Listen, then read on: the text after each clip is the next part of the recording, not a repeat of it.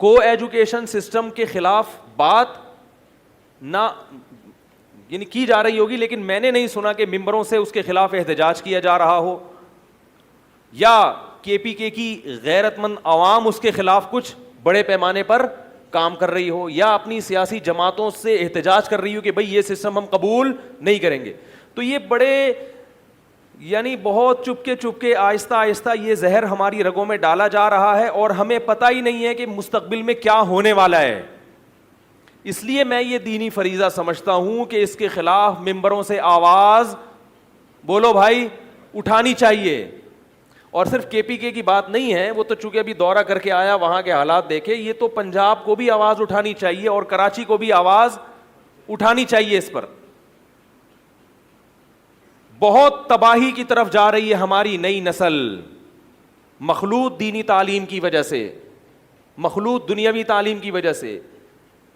دیکھو ایک بات ذہن میں رکھو, اگر مدرسے مخلوط ہو جائیں جن میں صبح و شام قال اللہ اور قال الرسول پڑھایا جاتا ہے, تو وہ بھی کیا ہو جائیں گے, تباہ ہو جائیں گے.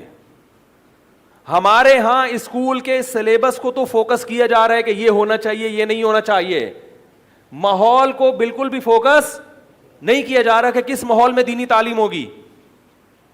اگر کے پی کے کی گورنمنٹ جو بھی مستقبل میں بنتی ہے, وہ کے پی کے میں پہلی جماعت سے لے کے 10ویں تک قرآن کو لازم قرار دے دے, وہ کہے کہ قرآن لازم ہے, عربی سیکھنا لازم ہے, خدا کی قسم اگر کو ایجوکیشن والا سسٹم ہوا تو یہ قرآن کی تعلیم آپ کو زنا سے نہیں بچا سکتی.